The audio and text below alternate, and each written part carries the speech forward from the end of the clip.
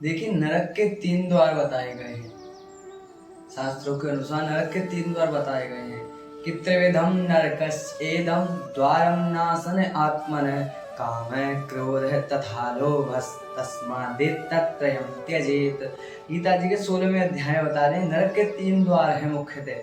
वो कौन कौन से हैं? काम है, काम, क्रोध और लोभ, ये तीनों द्वार हैं। यदि एक इनमें फंसोगे तो आपको नरक जाना होगा, आपकी अधोगति निश्चित है।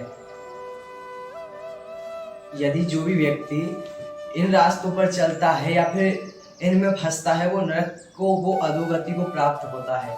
3 वो काम, क्रोध, लोभ, किसी से ईर्ष्या, किसी से द्वेष करना, वो व्यक्ति वस्तुतः नरक को ही जाता है।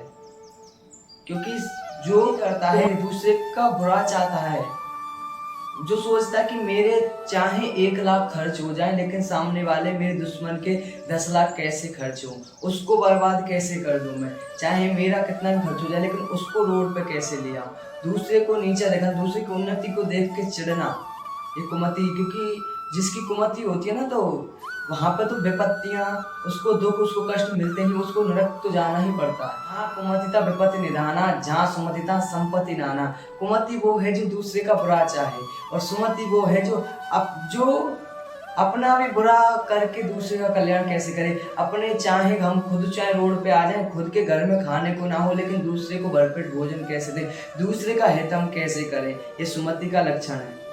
और जहाँ सुमतिता संपत्ति ना, जिसकी सुमति होती है, हनुमान जी भी कुमति निवार सुमति के संगी, हनुमान चालीसा में भी हनुमान जी सुमति के साथ देते हैं। जिसकी सुमति है उसके प्रभु भी साथ देते हैं, और जो प्रभु का नाम जप करता है, प्रभु का भजन करता है, उसको कुमति निवार, कुमति का निवारण कर कर उसको सुमति देते हैं प्रभु का नाम। क्योंकि नाम सन कीर्तनम यस्य सर्व पाप प्रणाशनम, जितने भी आपके पाप है ना, वो नाम सब नष्ट कर देता है। कृपा से आपको प्रभु ही सुमति देते हैं। सुमति दूसरे को हित देने का भाव, दूसरे का कल्याण करने का भाव, ये सुमति का लक्षण है। मंदमति, और मंदमति तो ईर्ष्या की सर्वोत्कृष्ट परिणति है, जो हमेशा दूसरों का बुरा ही चाहे। मति भी 3 प्रकार की होती है, पाप भी 3 ही प्रकार के होते हैं, और ताप भी 3 ही प्रकार के होते हैं, जो श्रीमद् भागवत के प्रथम श्लोक में वर्णित हैं। दैहिक, दैविक और भौतिक, ये 3 प्रकार के ताप हैं। नरक के द्वार भी 3 ही प्रकार के, काम, क्रोध और लोभ, और ताप और पाप भी 3 ही प्रकार के हैं, मनसा, वाचा और कर्मणा, ये 3 प्रकार के ही पाप है। मन से किया हुआ पाप, किसी को वचन से कठोर बोलना, या फिर किसी को शरीर से कष्ट देना, ये 3 ही प्रकार के पाप हैं। और ये पाप तीनों मिलते किसको हैं? कर्ता, अनुमोदक और प्रेरक, इन तीनों को इन पापों का फल मिलता है, और इन तीनों की अधोगति होती है। तो तीनों का 3 ही तो नरक के द्वार हैं, 3 ही ताप हैं, 3 ही मतियां हैं, और 3 ही पाप, 3 ही प्रकार के पाप हैं।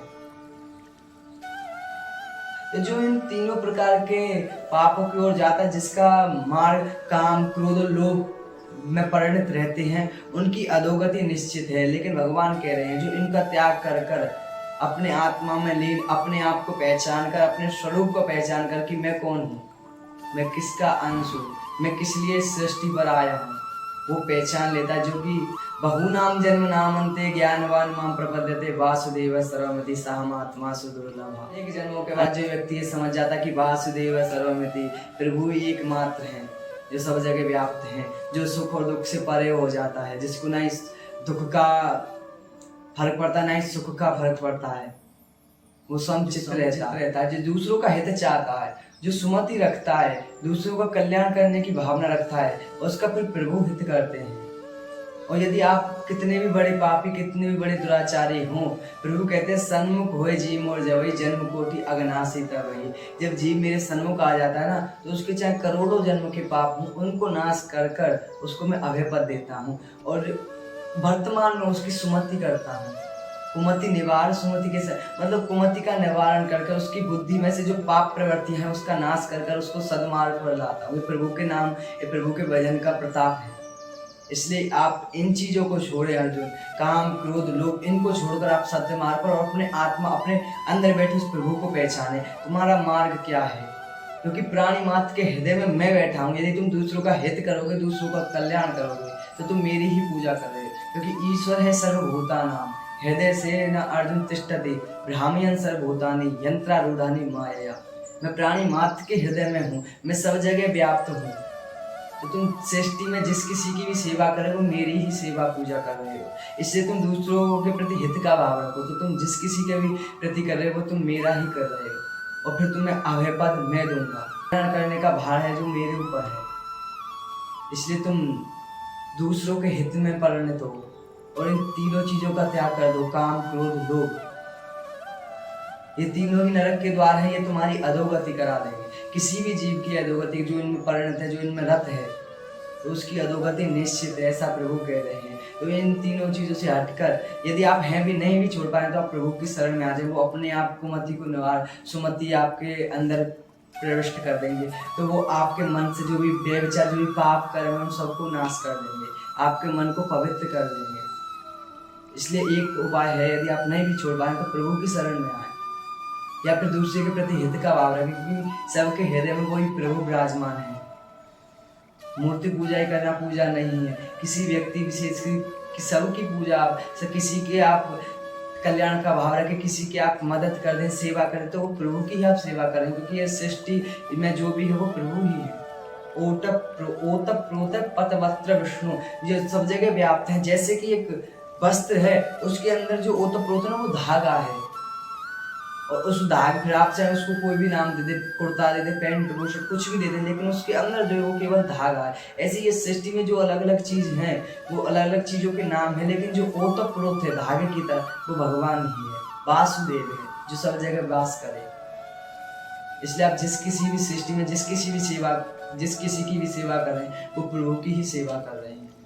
इसलिए जो ये काम क्रोध लोभ, क्योंकि आप ये समझे ये सृष्टि बहुत कमजोर है, सृष्टि के लोग भी बहुत कमजोर है। आप किसी को भी सता सकते हैं, आप में मान लो इतनी सामर्थ्य है कि आप किसी को भी सता सकते हैं। आप सोचो कि इसका मेरे को फल नहीं मिलेगा, इसको मुझे भोगना नहीं पड़ेगा, इस पाप का मेरे को फल नहीं मिलेगा। तो आप ये बात ध्यान रखना, इस सृष्टि बड़ी कमजोर है, आप किसी को भी सता सकते हैं, लेकिन जो इस सृष्टि का रचयिता है, इस सृष्टि को जो बनाने वाला है वो है कमजोर नहीं, और वो सब देख रहा है, क्योंकि अंतर्यामी जाने अंतर्गत का भाव। आप सोच लो, आप ये देख लो कि मैं जो पाप कर रहा हूँ वो कोई नहीं देख रहा है, लेकिन एक है जो आपको सब जगह से देख रहा है। आप चाहे अच्छा कर रहे हो या बुरा कर रहे हो, एक है जिसने सृष्टि को भी बनाया, वो आपके एक एक कर्म का आपको फल देगा। अवश्यम ए भुक्तव्यम कृतम कर्म स्वभावः, आपके शुभ का भी वो फल देगा, और आपके जो अशुभ किए चाहे किसी को ना पता हो, जो आपने चोरी छुपे भी करें उसका आपको फल मिलेगा।